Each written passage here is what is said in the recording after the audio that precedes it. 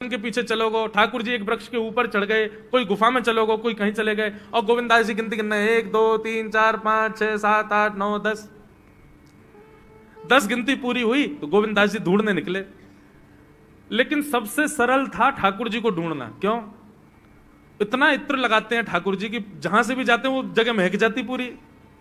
तो गोविंदास जी क्या करते, सूंघते हुए चलते, जहां से भी चंदन की सुगंधी आ रही होती वहीं चल देते, वृक्षों को सूंघते, पृथ्वी को सूंघते, हर हर अंग से सुगंध आती ठाकुर जी की। तो जहां चरण रखते हैं महाराज वो वर्षों तक सुगंधित रहती है।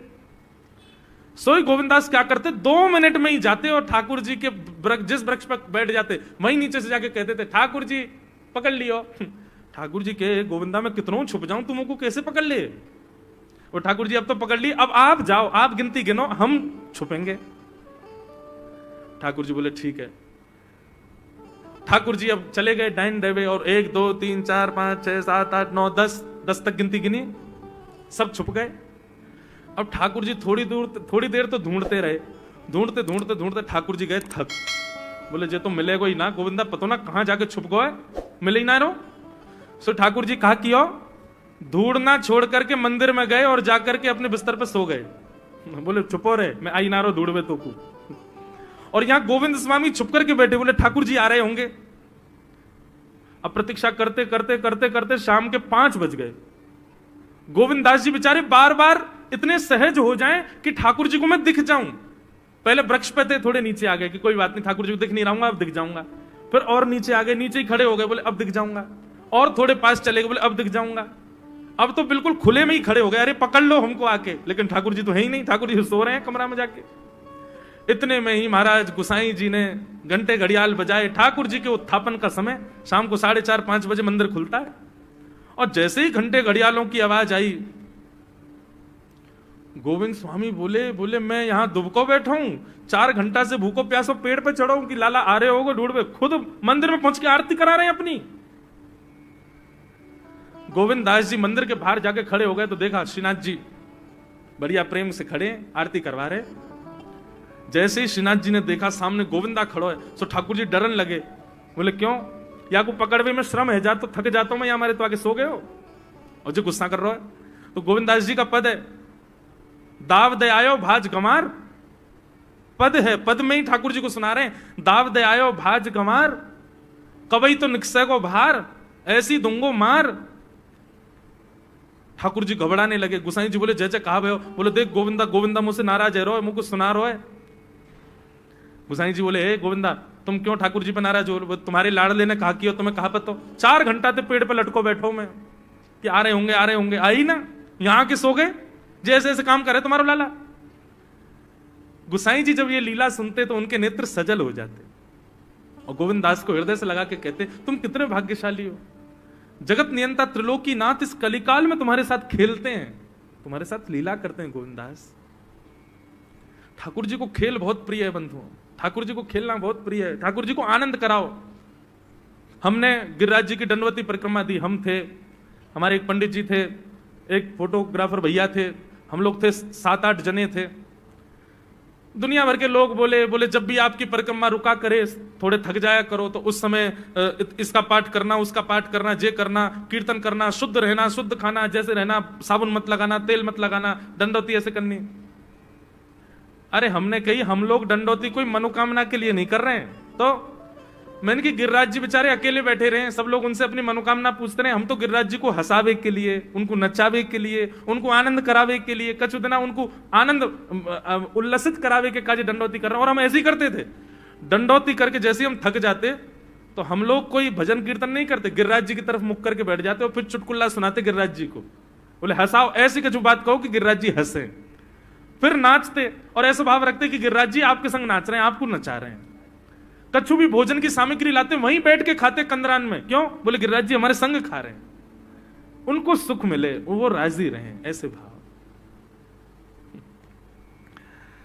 तो ठाकुर जी प्रेम में अपनी प्रभुता छुपाते हैं। भगवान सक्टासुर का वध किया, अब ठाकुर जी 1 वर्ष के हो गए। 1 वर्ष के ठाकुर जी जैसे ही भये तो महाराज नेक नेक ठाकुर जी उंगली पकड़ करके चलन लगे। धीरे धीरे अब ठाकुर जी बोलवे को प्रयास करें, 2 दतुइयां ठाकुर जी की निकल आई हैं, 2 दांत हैं बस। यशोदा मैया जैसी आज लाला को गोद में लेकर के घूम रही, तो ठाकुर जी यशोदा मैया को देखने लगे और धीमे से बोले मैया। ओहो, जैसे ही ठाकुर जी ने मैया बोली, यशोदा मैया के तो रोंगटे खड़े हो गए। बोले लाला दोबारा बोलिए, कहा बोलो? बोले मैया। यशोदा जी का प्रिय नाम है कन्हैया। मैया लाल जी को इसी नाम से पुकारती है। ठाकुर जी अब धीरे धीरे 3.5 वर्ष के हो गए, और जैसे ही 3.5 वर्ष के भय महाराज, मानो जैसे उनके शरीर में स्प्रिंग एक्टिवेट हो गई हो। इतना ऊधम मचाते हैं, इतना ऊधम मचाते हैं, पूरी गोकुल की नाक में दम कर रखा ठाकुर जी ने। यशोदा मैया ने लाल जी को नूपुर पहना रखे। सवेरे जैसे ही ठाकुर जी उठते हैं, नूपुरों की आवाज आती है तो यशोदा मैया तुरंत रसोई घर से दौड़ के जाती है लाला के पास। लेकिन ठाकुर जी इतने चतुर हैं, यमुना तट पर जाते हैं और नूपुरों में बालू भर लाते हैं कि कल नूपुर आवाज नहीं करेंगे, सुबह उठ के हम घर से भाग जाएंगे कहीं और, मैया को पता ही ना चलेगी। ऐसा उधम मचा में श्री सुखदेव जी वर्णन कर रहे हैं। श्रृंग्यग्निड्यम शशि जलद्विजकंटकेभ्य क्रीडा परावति चलौ स्वसुतौ निषेधुम गुह्यानि कर्तुमपि यत्र न तज्जनयो गुह्यान् सेकात आपतुरलं मनसो नवस्थान्। सुखदेव जी वर्णन कर रहे हैं, राजन अब ठाकुर जी वो लीला कर रहे हैं जिस लीला पर देवताओं को भी विश्वास नहीं हो रहा है। ऐसी लीला ठाकुर जी कर रहे हैं कि किसी को भरोसा ही नहीं हो रहा कि जगत नियंता जगदाधार ये कर सकता है। और ठाकुर जी क्या करते हैं? बोले ये मत पूछो क्या करते हैं, यूं कह रहे हैं क्या नहीं करते। जो माता पिता अपने बालकों को बहुत ऊधमी समझते हैं, बहुत बड़ी कृपा है ठाकुर जी की कि आपके घर ठाकुर जी जैसे ऊधमी बालक नहीं है। ऊधमों के सिरमौर हैं ठाकुर जी। कैसा ऊधम मचाते हैं? बोले श्रृंगी। नहा धो करके ठाकुर जी सवेरे तैयार होते हैं, सबसे पहले गैयाओं के पास जाते हैं। मैया कहवे लाला नहा धो के सबसे पहले गैयान को प्रणाम करवे जा, गैयान को स्पर्श कर फिर कछु करियो। ठाकुर जी गैयाओं को प्रणाम करने जाते हैं। जैसे ही देखते हैं कि कोई गैया बैठी है, सो ठाकुर जी कहें अरे अरे मैया या गैया को आलस आ गयो, या को आलस दूर कर दूं। सो बैठी हुई गैया के ठाकुर जी सींग पकड़ लेते हैं और सींग पकड़ करके अपनी ओर खींचते हैं। दूसरी तरफ से सींग बलराम जी पकड़ लेते हैं। अब ऐसे सींग पकड़ करके ऐसे ऐसे गैया के सींग हिलाते हैं। अब बैठी रहती गैया थोड़ी देर तो कोई बात नहीं, जैसे जोर जोर से हिलाना प्रारंभ करते हैं सोई गैया खड़ी हो जाती है। और जैसे गैया खड़ी होती है ठाकुर जी लटक जाते हैं सींगों से। अब ठाकुर जी को तो बढ़िया झूला बन गया, गैया की सींगन पर झूल रहे हैं। थोड़ी देर तो गैया इधर से उधर ठाकुर जी को झुलाती रहती है, लेकिन थोड़ी देर बाद जैसे ही ठाकुर जी की पकड़ कमजोर होती है, गैया को पता चल जाए कि अब लाला गिरवे वार हो है, तो गैया भी इतनी चतुर कि वो गोबर में ही जाके खड़ी हो गए। ठाकुर जी के आगे कुछ चल, मैं गोबर में है जाऊंगा। गैया के ना अब तो मैं यही खड़ी रहूंगी, तुम गोबर में ही गिरो। और सोई ठाकुर जी को हाथ छूट जा, मैया मैया बचाइयो, देख जे गैया मुझको गोबर में फेंक रही है। अब मैया जब तक बचावे आवे तब तक तो लाल जी के हाथ छूट जाएं और ठाकुर जी गले गले तक गोबर के ढेर में जाके गिर जाएं।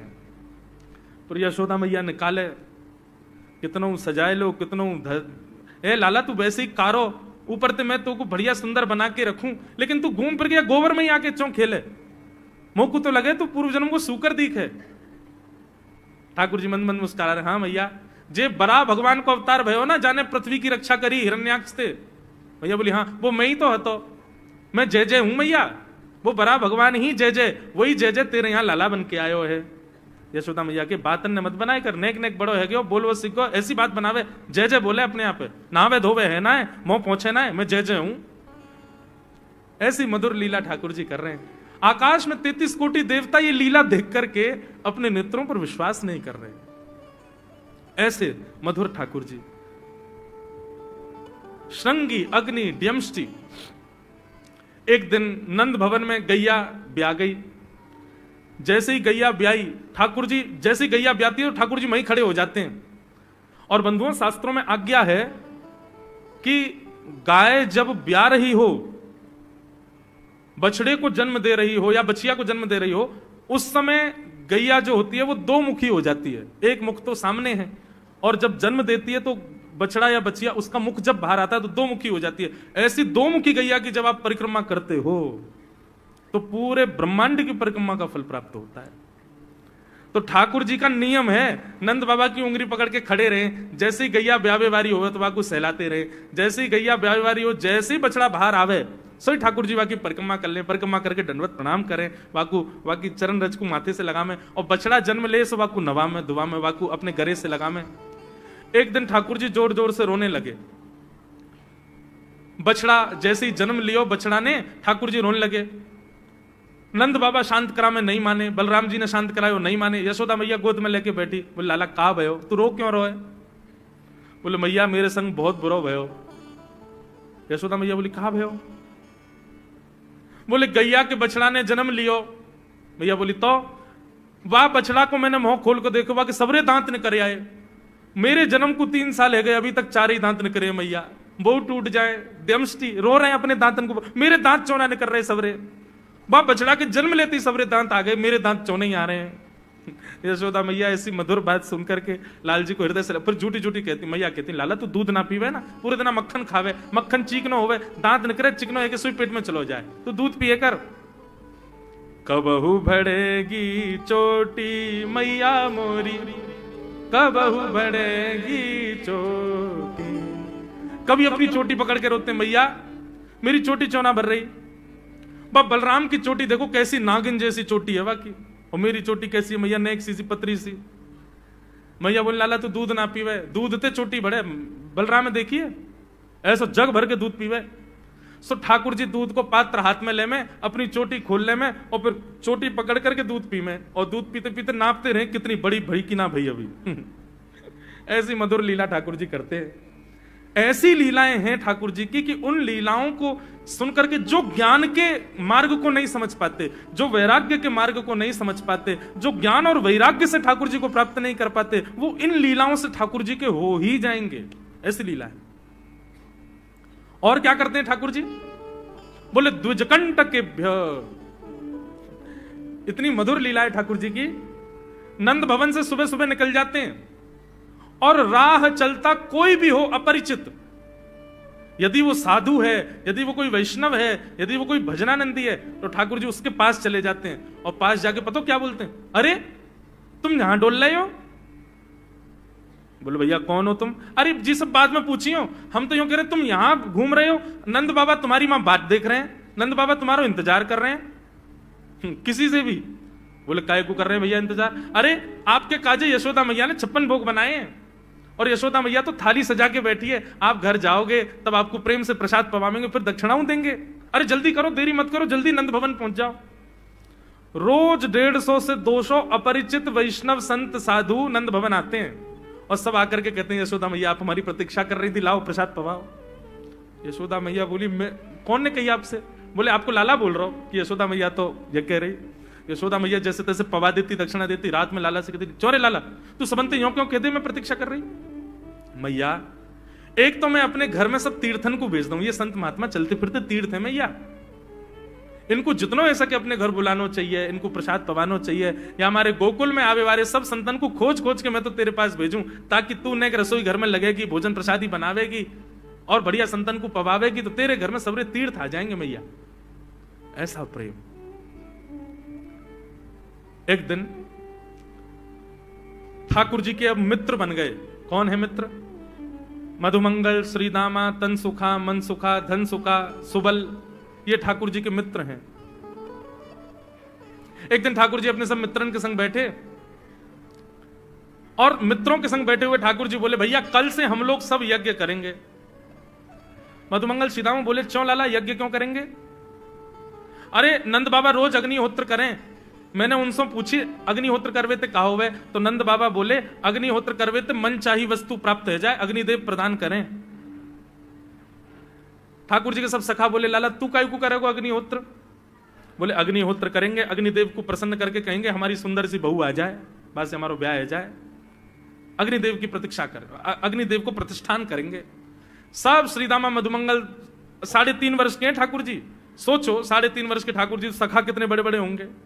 नेक्स्ट से सबरे सखा बैठ गए, सूखे पत्ता इकट्ठे करके अग्नि प्रज्वलित कर ली, सूखे पत्तान को चूरो बना के आपस में बांट लियो।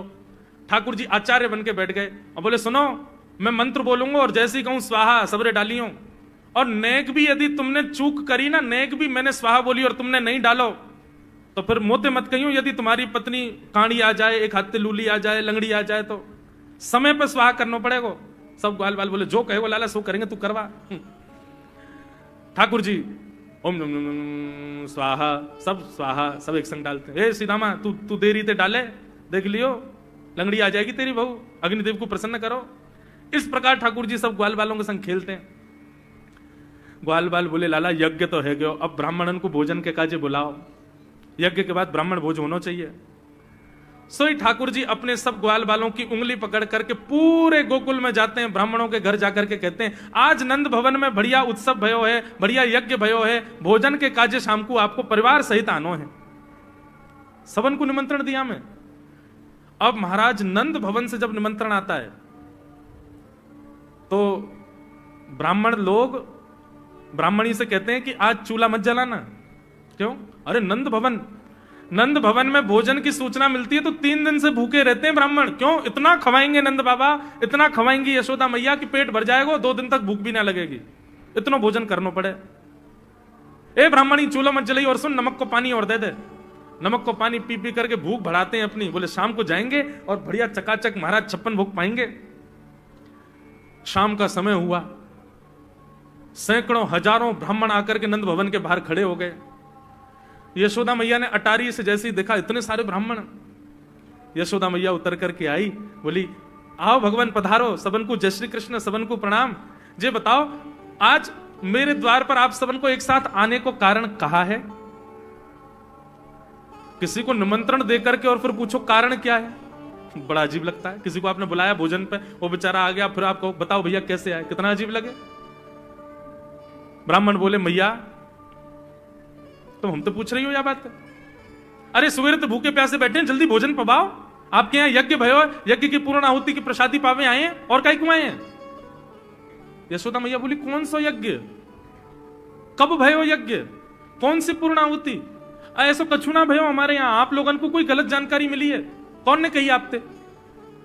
ब्राह्मणों के नेत्रों में आंसू आ गए। बोले मैया एक तो हम सवेरे से भूखे, ऊपर से ब्राह्मणी से मना और करे आए कि तू चूल्हा मत जलाइयो। ब्राह्मणी भी बाट निहार रही है कि डिब्बा में लेके आएंगे हमारे काजे भी भोजन। खाली हाथ गए तो ब्राह्मणी डांटेगी अलग, मैया तेरो लाला सवेरे सवेरे आयो और सब ग्वाल बालन के संग आके हमसे कह के गयो यज्ञ भयो, यज्ञ की पूर्ण आहुति में भोजन करवे सबन को आनो है, हम तो यही मारे चले आए। यशोदा मैया बोलिया लाला ते कैसे बचूं मैं, पूरे दिन कम से कम 2-2.5 हजार लोगों को निमंत्रण ऐसे ही देते रहे। यशोदा मैया बोली आपकी व्यवस्था करूं, लेकिन पहले यार लाला को तो देखूं मैं, है कहां ये? नंद भवन के पीछे बगीचा में ठाकुर जी अपने सब ग्वाल बालन के संग खेल रहे। यशोदा मैया गई, जाकर के बुलाए, ए लाला ओ कन्हैया यहाँ पे आ। ठाकुर जी ने जैसी देखी यशोदा मैया बुला रही है, लेकिन यशोदा मैया के संग जे कौन खड़े हैं? ए श्रीदामा मधुमंगल। बोले हाँ ये तो सांची में आ गए सबरे ब्राह्मण, हम तो ऐसे खेल खेल में निमंत्रण दे के आए इनको। मैया बहुत मारेगी, भैया मैं अकेला नहीं जाऊंगा, तुम भी चलो मेरे संग, यदि मुंह में एक थप्पड़ पड़ो तो तुम मुंह पड़वाऊंगा, मैया बहुत मारेगी आज। और मधुमंगल श्रीदामा जबरदस्ती उनको हाथ पकड़ के ठाकुर जी ले गए। हाँ मैया बता कहा कह रही? मैया ने कान पकड़ो, अरे लाला जो जो बड़ो है तो जा रहा हो, तेरे उधमन की सल ना है पड़े। कहा क्यों तेने? बोले कहा क्यों मैंने, ये सब कौन है? मुझे का पता कौन है, मैं ना जानू मैया इन्हें। बोले जे सब रे ब्राह्मण है हमारे गोकुल के, और सब यूं कह रहे हैं तेने इनके घर जाके इनको सबन को निमंत्रण दियो, यूं कहीं हमारे यहाँ यज्ञ भयो आकर के आप सबन को भोजन पानो है। मैया तेरी सौगंध खा के कह रहा हूं, मुझको तो जेऊ ना पता इनको घर कौन सी गली में, झूठ बोल रहे हैं सब रे, मैंने निमंत्रण ना दियो। ब्राह्मण सब बोले मैया देखो कैसे सफेद झूठ बोल रहे हैं आपके आगे। मैया बोली सच बता तेने निमंत्रण क्यों दियो? तब ठाकुर जी बोले मैया बताऊं? बोले बता।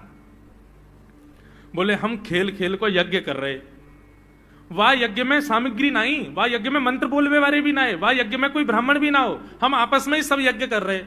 भाई यज्ञ के बाद ये मधुमंगल बोलो ब्राह्मण भोजन होना चाहिए, तो हमने इन ब्राह्मणों को न्योता दे दियो। मैया बोली अब ये ब्राह्मण आगे कहां पवाऊं? बोले मैया देख सीधी बात है, यहां में ज्यादा चिंता करने की कोई बात ही ना है। जब बिना मंत्र के, बिना ब्राह्मणन के, बिना यज्ञ सामग्री के हमारा यज्ञ है सके, तो ऐसे ये भी खाले खाली दोना लेके बोलते हैं हाँ भाई रसगुल्ला बहुत बढ़िया बनो है, ये देखो ओ हो मोहन थार तो बहुत ही बढ़िया बनी है, सब्जी तो पूरी कितनी बढ़िया लग रही है, खाली पत्तल लगा दे, खाली दोना लगा दे, और भाव से ये लोग भी पालेंगे है क्यों भोजन, भाव को यज्ञ भाव को भोजन।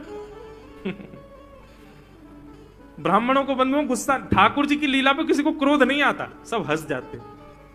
पर यशोदा मैया आधी रात में रसोई बनाती है, सब ब्राह्मणों को पवाती है और इतना बनाती है कि उनके घर भिजवाती है। मैया बोले लाला इतना काम करावे, बोले मैया तू बैठी बैठी ना मोटी है गई है, हमारे मुंह को लगे तू पूरे दिन लगी रहकर रसोई में कछु कछु बनाती रहकर। ऐसी ठाकुर जी की मधुर लीला।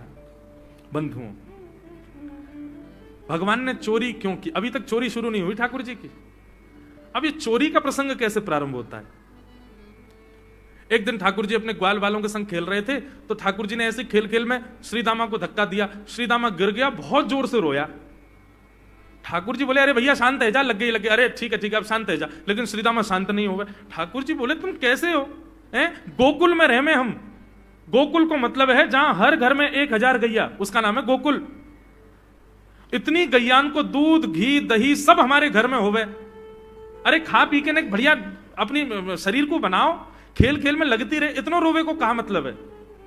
तो श्रीदामा क्रोध में भर के बोला तू तो राजा को बेटा है लाला, तो को मक्खन खावे को मिले, घी खावे को मिले, दही पीवे को मिले, हम लोग तो बेचारे गरीब ब्रजवासी हैं, हम लोग जितना दूध घी दही बना में सब कंस के लोग ले जा में हमारे यहां से। कंस ने ब्रजवासीन के ऊपर कर लगा रखो है, टैक्स लगा रखो है, कहा कि प्रत्येक ब्रजवासी को इतनो इतनो मटका भर के घी दूध दही सब मथुरा भेजना पड़े, हम लोग घर में ना रख सकें, क्योंकि कंस के सिपाही जब आके हमारे घर की तलाशी करें, यदि इतने मटका हमारे घर को प्रसारित हैं, वहां से ज्यादा यदि हमारे घर में मिल गए तो मृत्यु दंड होगा हमारा। समझ रहे हैं बात?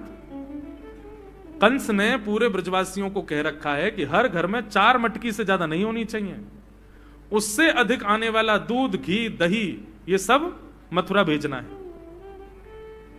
और यहां हर ब्रजवासी के यहां 1000 गैया, और 1000 गैयाओं का जितना दूध घी दही होता है उसमें से 4 मटकी केवल घर में रहती हैं, बाकी सब मथुरा भेजना पड़ता है। या हमारे लाला हम लोगन को खावे पीवे को ना मिले, तू तो राजा को बेटा है, तेरे नंद बाबा तो गोकुल के राजा हैं, या हमारे तो को तो खूब छूट है, हम लोगन को छूट ना है। ठाकुर जी बोले ये बात है? बोले हाँ।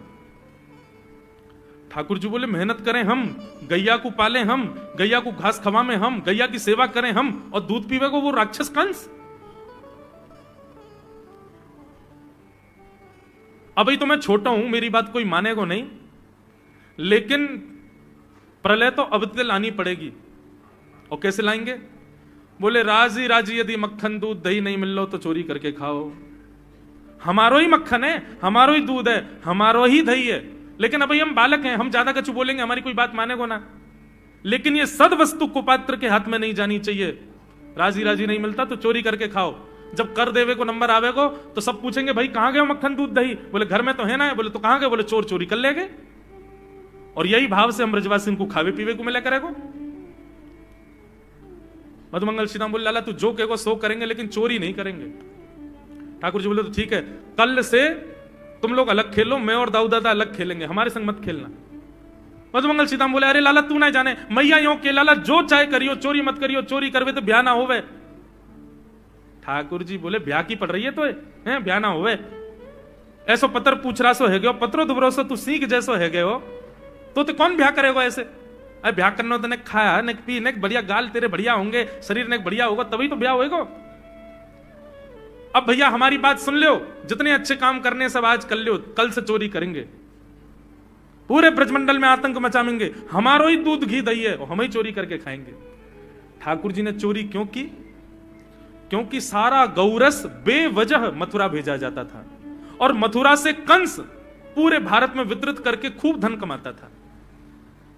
इस वजह से ब्रजवासी प्रताड़ित होते थे, क्योंकि गैया के लालन पालन में जितना खर्चा होगा सब करो ब्रजवासी। 4 मटका दही, अच्छा प्राचीन जब ठाकुर जी पृथ्वी पर पधारे तब कोई व्यापार नहीं था, ब्रजवासियों पर एक ही व्यापार था, 2 व्यापार थे, या तो घी बेच के दही बेच के दूध बेच के धन कमाओ, या फिर खेती बाड़ी करके अनाज बेच करके धन कमाओ। वही तो व्यापार था। उसमें भी 4 मटके मिलते थे, 4 में से 3 को तो बेच देते थे, 1 में पूरा घर चलता था। यह हालत थी ब्रज की। इसलिए ठाकुर जी ने कहा कि भैया राजी राजी नहीं तो गैर राजी, हम जितने बाकी की मटकी मथुरा भेजे वाली है उनको सबन को तोड़ फोड़ करेंगे, उनमें से मक्खन निकाल निकाल के खाएंगे, एक दूसरे को खवाएंगे और सब यहीं रहेगो, मथुरा नहीं जाएगो कछु भी। इसलिए ठाकुर जी ने चोरी की।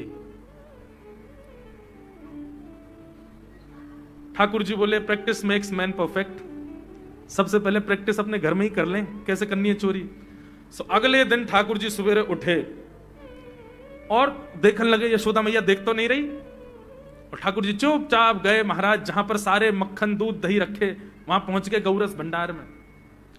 और गौरस भंडार में एक मटकी के ऊपर से ढक्कन हटाए करके जैसे ही ठाकुर जी ने हाथ बोर के पानो प्रारंभ किया, सामने एक खंबा था, उसमें मणि लग रही थी। आज पहली बार 3.5 वर्ष की आयु में ठाकुर जी ने अपना प्रतिबिंब देखा, पहली बार अपने आप को देखा दर्पण में।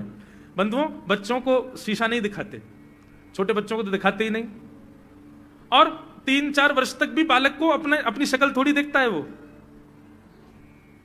अब इसके पीछे कारण बहुत सारे बताए जाते हैं, परंतु हमें तो लाल जी से मतलब, लाल जी का क्या है। ठाकुर जी ने जैसे ही प्रतिबिंब में अपने रूप को देखा, अपने रूप को देख करके ठाकुर जी बोले, हो तू भी आयो यहां चोरी करवे। अपने आप से ही बात कर रहे हैं ठाकुर जी। अरे मैंने कही तो हती अपने अपने घर में चोरी करनी है, तू दारी के मेरे घर में आगो चोरी करवे। ठाकुर जी अपने प्रतिबिंब से बात कर रहे हैं। अब गौरस भंडार में ठाकुर जी की आवाज गूंज रही थी और वो गूंजते हुए रसोई घर में जा रही थी। रसोई में मैया ने सुनी, बोले लाला कहां ते बोल लो है, उठ गयो कन्हैया, मुझको पतो भी ना चली, नूपुरन की आवाज ना आई। मैया दौड़ करके गई तो देखा ढूंढते ढूंढते गौरस भंडार में ठाकुर जी अपने प्रतिबिंब से बात कर रहे हैं। कितनी सुंदर झांकी है ठाकुर जी की। ठाकुर जी मक्खन पा रहे हैं, बोले अच्छा अब आ तो गयो है यहां पे, लेकिन सुन चुपचाप चोरी करके भाग जाइयो, मेरी मैया बहुत मारेगी तो को, बाकू यदि पतो चल गई तू चोरी कर रहा है तो को उखलते मान देगी, मेरी मैया बहुत मारेगी, चुपचाप चोरी कर और निकल ले यहां से। ठाकुर जी चोरी की बात कर रहे थे, यशोदा मैया ने पीछे से सुनी, लाला ओ कन्हैया। ठाकुर जी घबरा गए, मैया कैसे आ गई। हाँ मैया, कौन से बात कर रहे हो तू। अरे मैया देख हमारे घर में चोर घुसायो है। अपने प्रतिबिंब को दिखा करके ठाकुर जी कह रहे हैं, देख मैया हमारे घर में चोर घुसायो, जे चोरी कर रहे हो हमारे यहाँ के मक्खन की, तो मैया को पकड़वे आयो हूं। नन्हे से गोपाल जी, बहुत मधुर लीला। मैया हंस भी रही है और क्रोध भी कर रही। बोले अच्छा जो चोरी कर रहे हो। बोले हाँ। चल याकू तो मैं पकड़ लूंगी, लेकिन जे बता तेरे हाथ में मक्खन कैसे लगो, तू तो याकू पकड़वे आयो ना। अब मैया याकी मैं कहा बताऊं, तेने मेरे हाथ में पद्म राग के ऐसे ऐसे बढ़िया कंगन पहना रखे हैं, कड़ूला पहना रखे हैं सोने के। जब मैं धूप में निकलूं ना तो धूप की किरण से मुंह को बहुत जलन है जाए हाथ में। तो कल मेरे सखा मधुमंगल ने मुझसे कही, बोले लाला जे जलन तेरी दूर रह जाएगी, तू मक्खन में हाथ बोर लियो अपनो, सोई तेरी जलन दूर रह जाएगी। या हमारे भैया जलन हटावे के काजे मैंने हाथ बोरो है। भैया बोली अच्छा चल लाला, यहां तो तेरे जलन है रही और यहां मक्खन कैसे लगो। ठाकुर जी बोले मैया मैं अपनी जलन दूर कर रहा हूं। इतने में जन कहां एक मक्खी आके मेरे मुंह पे बैठ गई, बाकू उड़ावे के काजे मैंने जैसे मुंह पे हाथ किया सो मक्खन मेरे मुंह पे लग गो। मैया बोली लाला तू चोरी भी करन लगो और अब झूठ भी बोलन लगो मुझसे। मैया ने गोदी में बैठा लिए लाला। बोले लाला तू चोरी नहीं करेगो, तू मेरी सौगंध खा, तू आज के बाद चोरी नहीं करेगो। ठाकुर जी बोले नहीं करूंगा मैया, लेकिन एक वचन दे। बोले कहा चाहिए वचन में। बोले पहले वचन दे, जो मांगूंगा सो देगी। मैया बोली जो मांगे को सो दूंगी, चोरी छोड़ दे।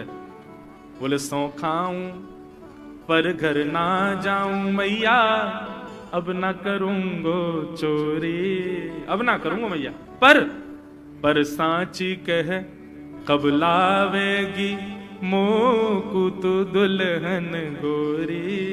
मैया मैं चोरी छोड़ दूंगा, आज तो ही बंद, पर जो बता मेरा ब्याह कब करावेगी। मैया बोली लाला तू अभी नेक सो तो है, छोटो सो तो है, नेक बड़ो है, जा फिर तेरा ब्याह कर दूंगी। और ये ब्याह की तू कौन सिखावे तो को ब्याह की बात। बोले मैया ये श्रीदामा मुंह को भरतो रहे पूरे दिन, तू ब्याह कर ले, तेरी उम्र रह गई, बुढ़ापा आ जाएगा। मैया बोली आप मधुमंगल है तो मैं बताऊंगी, 3.5 वर्ष के छोरा तो कह रहा बुढ़ापा आ जाएगा। अभी खड़ो है वो सीखो, अभी बोलना सीखो, यानी दांत भी पूरे न आए और ब्याह की बात करे। बोले मैया मैं यूं थोड़ी कह रहा हूं, मुंह को बड़ी बहू लिया, छोटी सी लिया, इतनी बड़ी लिया कि जेब में धर के मैं गैया चरा भी चलो जाया करूं, ऐसी बहू लिया मुंह को। मैया बोली कैसी बहू चाहिए तो को बताइए ने, और तू जाने बहू कौन थे के? मैया बोले हाँ मैं जानू। ठाकुर जी बोले मैं जानू मैं बहू कौन थे के? बोले जैसे नंद बाबा की तू बहू है ऐसी मेरी बहू आ जाएगी। बहुत मधुर लीला है, ऐसी ठाकुर जी लीला करते हैं। ठाकुर जी ने ग्वाल वालों से कहा भैया मिशन फेल हो गया, घर में तो चोरी नहीं कर पाए हम, अब दूसरे इनके घर में दावे बोलो। एक दिन महाराज ठाकुर जी का जब आतंक खूब बढ़ गया गोकुल में, सब गोपियों ने जाकर के मैया से शिकायत करी है। वत्सान मुंचन क्वचित समय क्रोश संजात हास स्तेयम स्वाद्वद्धिपयः कल्पितैस्तेययोगै मरकान भोक्षण विभजति सचेन नात्रिभाण्डं भिनत्ति द्रव्यालाभे सग्रह कुपितो यात्युपक्रोशतोकान। सब गोपियों ने जाकर के मैया से शिकायत करी, बोले मैया अपने लाला को संभाल लियो, नहीं तो काउदना हम देख लेंगी और फिर हमसे मत कहियो कि तेने मेरे लाला से यूं क्यों कही। मैया बोली का क्यों मेरे लाला ने? गोपी बोली ये बस सुन लो और यूं बताइयो कहा ना करे तुम्हारो लाला। देख वे मैं 3.5 बरस को है, बाकी पेट में इतनी बड़ी बड़ी दाढ़ी है बाकी।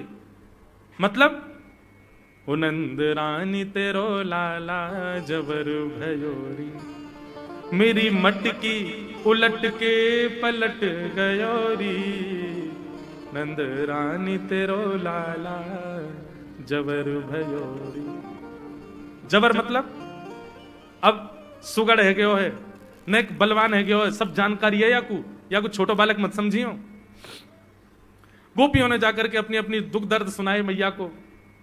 मैया बोली अरे भैया मेरे लाला को मक्खन की कोई कमी थोड़ी है, मेरे लाला को दूध की कोई कमी थोड़ी है। मेरो लाला चाहे तो मक्खन से नहावे, दूध में नहावे, इतना मक्खन दूध दही मेरे घर पे, तुम्हारे यहां क्यों चोरी करेगो? अरे कई बार बालकन को अपने घर को भोजन बढ़िया ना लगे, दूसरे के घर को बढ़िया लगे, अगर बार ने तुम्हारे यहाँ के नेकात मक्खन खा लिया तो वहां इतना रो क्यों रही हो? मैया आपको अपनो लाला बहुत सीधो लगे ना,